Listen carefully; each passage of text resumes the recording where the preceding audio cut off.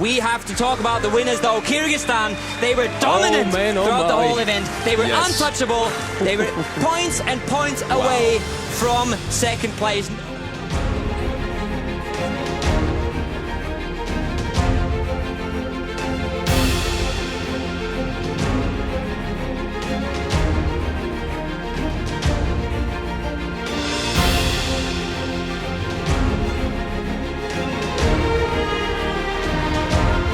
It's been an amazing tournament, and I mean, how does it feel to be $40,000 richer? I can explain now it.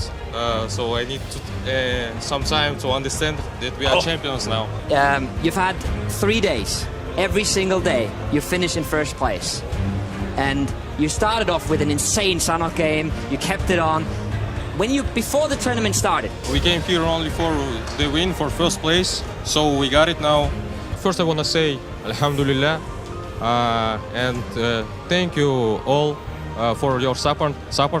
Your support is really important for us. Cup is going home. Alga Kyrgyzstan.